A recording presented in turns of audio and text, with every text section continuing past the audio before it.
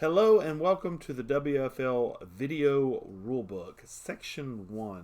This is basically our general area of just catch-all stuff and just general conduct around how to conduct yourself in Discord and during games. I am Winuvas, one of the leadership team here in the WFL, and today we're going to bring you the Video Rulebook. Here it is right here, and I want to start right here looking at this particular beautiful logo we have from one of our owners. But the main thing I want to focus on, other than the logo, is the motto there at the bottom, which is at the top of every rulebook section that you can connect to. It's not about the W or the L, it's about the WFL. And if you are a guy or a person that chooses to focus more on winning games than you do on actual league growth, you probably won't last long in the WFL. We are all about good sportsmanship and basically good conduct amongst our members, more so than who has the best win-loss record in the league. So be aware of that before you subscribe up and join up. Honesty and respect is the first start of Section 1 of the rule book. And the first rule is pretty easy, and I feel like it should be something pretty standard. Don't be a dick in chat, whether it's public or private, meaning direct messages, whether in a general chat, whether in one of our other chats we have a bunch of different chat channels in Discord, or on the microphone while you're playing games. If you can't say something at least marginally decent, or you feel like you can't say something nice at all, mute your mic. Another thing we don't tolerate is gameplay chat in public chats or in private DMs ever during a game. If you have a problem with the way your opponent is playing, please go through the proper channels. Is it frustrating to lose games when somebody's cheating? Absolutely. But conducting yourself in a poor manner in public doesn't do you any favors when it comes time for us to dole out punishment. Be aware of that. Be mindful of that.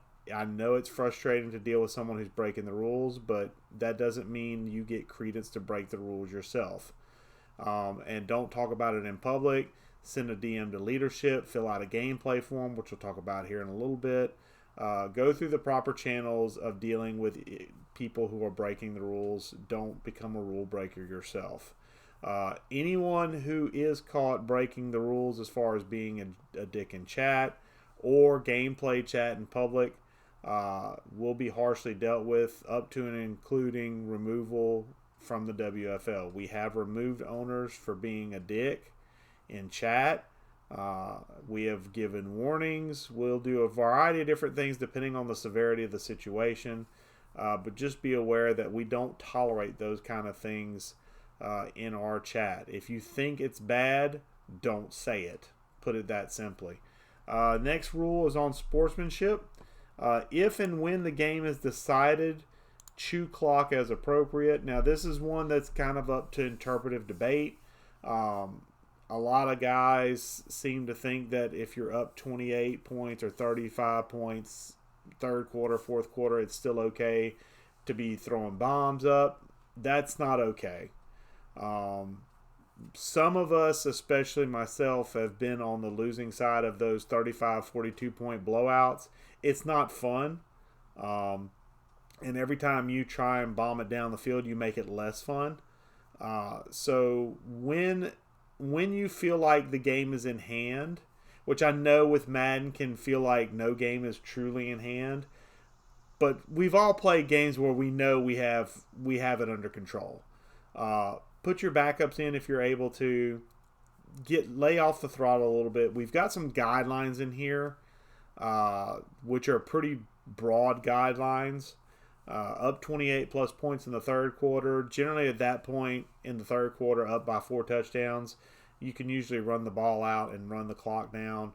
Up 21 points in the fourth quarter. Again, that's one where there's probably not a lot of fight left in the other person. Up 14 plus points with under 5 minutes to play. That's also a time frame when you can go ahead and chew clock.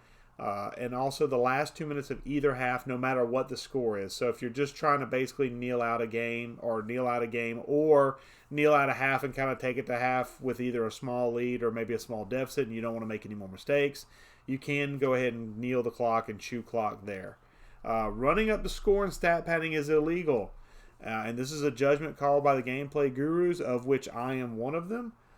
So do be aware that if we look at scores and stats off of Neon Sports, and if we see something that's blatantly, obviously, some running up of scores or running of stat padding, we will heavily bring the hammer down. We have removed owners for running up the score, and that includes the CPU. Yes, the CPU cannot gripe about a 69-0 loss, but we can, because we can see the score on Neon Sports, and believe me, we have and we will. If you can avoid touchdowns, avoid them. Yes, it sounds like it's counterintuitive, but at the point we're at with it, if you are that far up in the scoreboard, you don't need to score any more touchdowns, and stat padding can give you experience rewards that are unjustly gotten. So we heavily penalize guys that run up the score and do stat padding. So if you feel like you might be a culprit, I'd suggest reaching out, or at the very least stopping the behavior before it starts. It is a judgment call, so it's one of those things like if you watch boxing or UFC, you don't want to leave it in the hands of the judges. At the end of the day, you want to have a decisive one way or the other. So don't leave it in the judgment call of the gameplay gurus, namely myself, because I'm pretty harsh on those things. So if you have a question about my particular philosophy on it, feel free to ask in Discord. Any punishments go before a 3 non-leadership owner panel. They are called the WFL Players Association. They're a group of folks that we nominate every year, or that nominate themselves every year, that have no gameplay issues, that essentially come in and adjudicate over any and all issues involving sort of rules violations. Whether it's roster violations, whether it's gameplay violations, it's mainly gameplay violations they weigh in on. But they do have any rules violation we bring to them. We bring them the information, leadership does, gameplay gurus, roster gurus, whoever is dealing with that particular issue. They bring the issue to the panel. The panel makes a decision. They have guidelines that they follow based on previous precedents that we've set in WFL with punishments on certain violations. But they ultimately decide how much of a punishment or a warning goes out. If there's a punishment, they decide who gets punished, and they decide how many games the player gets suspended. Everything is decided by owners, by that 3 owner panel that are not leadership. And the only ones that are in that particular room are myself as the commissioner and the 3 owners. So anything that is brought forth by myself, and then basically they weigh in and essentially tell me what they want, what they feel like is appropriate punishment for the violation. And once they give me that information, I take it to the offending party, and I enforce that ruling of that 3 owner panel. If the person that wishes to appeal that particular decision, they appeal to me, and in most cases an appeal, unless it's egregious, will not go through. So really, once I give you the ruling of the panel, that's it. That's the list. If you don't agree with it, you have 2 options. You can either try and push for an appeal, or you can leave. And we've had people leave over some things. Even small things like just warnings. We've had people leave because they are mad they got a warning, which is kind of childish, but it's happened. But that's the way we conduct business in the WFL as far as punishments go. Communication. I'm a big believer in communication. That's why this video rule book exists. Discord is our primary location for doing any sort of chatting or scheduling of games. It's also a place you can catch links to any sort of live streaming content that folks in our league are doing. We have broadcast. We have an entire channel that's dedicated to when someone in our league is broadcasting anything. It could be Madden, it could be non-Madden related. It'll pop up and announce it, so you can watch their streams if you'd like to. But that's where our main focus is as far as communication. We also have our Neon Sports website, which also has an app you can download on both Apple and on Google.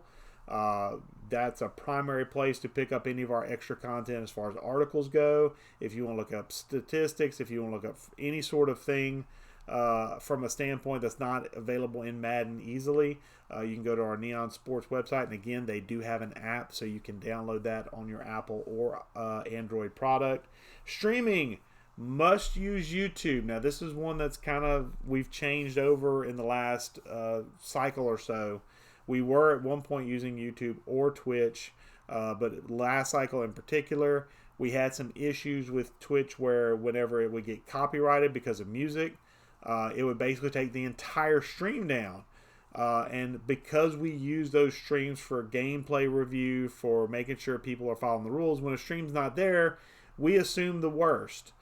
So to avoid that and avoid us assuming the worst about our players, we've made the push to YouTube. YouTube will copyright some things, but will leave the video up. It just won't be able to be monetized. So that's a nice way for us. Plus, YouTube keeps it up a lot longer. YouTube is pretty much, once it's up, it's on YouTube permanently. With Twitch, depending on if you're a Prime member or if you have some type of subscription service with Twitch, even at that point, the maximum it stays up is 30 days, I believe, or 60 days, which we want to start archiving a lot of our season games and our playoff games. So unfortunately, with that idea in mind, Twitch doesn't work for us anymore. So we're forcing folks to use YouTube. It's not hard to set up a YouTube account. All games must be streamed, and it's part of the application process. Or if you're here and you have to, which all our guys currently, as of recording of this video, except for one, are on YouTube. Part of the application process is providing us our YouTube channel name, but if you need help setting up YouTube, please DM me or a member of leadership. We'll be glad to talk you through the process. The home team must stream unless connection issues prevent it. We do have some guys that play in some remote boondock areas. I used to be one of those guys until I finally got my internet upgraded. Some of us stay in rural parts of the country where broadband is a myth that's best talked about in smoke screens and stuff. So there are some guys that we know of that do have issues with streaming. They still provide us our YouTube channel information, but they won't stream as much. As long as someone streams, that's fine. But be aware that as the home team, you must communicate that you are unable to stream to your opponent, who must then be able to stream. There must be a stream somehow, some way. So somehow between you and your opponent, you have to work that out. But do be aware that the home team is mainly responsible for that unless there's some kind of connection issues. And as you can see, there are links to all the other sections of the rule book here at the bottom. So if you need to look at stuff like our league settings, like our gameplay rules, our on offense, defense, our GM rules, all that is linked right there, and you can take you right to that section of the rule book. And with that, that's section 1 of the rule book. So not a whole lot going on there, but an important part of the rule book because it does talk about how we kind of respect each other in our community and how we take care of each other in the community. So it's kind of an important part, a small part, but a very important part of what makes the WFL special. And with that, this section of the video rule book is done. Sections 2, 3.1, 3.2, and 4 will be linked in the description area below. So if you want to jump to the video rulebook section for any of those other sections I mentioned at the bottom of this video, you can feel free to do so. There'll be links to also our Discord server if you're happening upon this on the internet and you want to join our league. There'll be a link to our Discord server where you can join up and look at our rule books there and fill out an application form. We appreciate your time here today, whether you just kind of happen across this video on the internet or whether you're coming here as an official WFL member. We appreciate your time. Thank you very much. I'm Winuvas, one of the leadership team in the WFL, and that has been section 1 of the video rulebook for the WFL.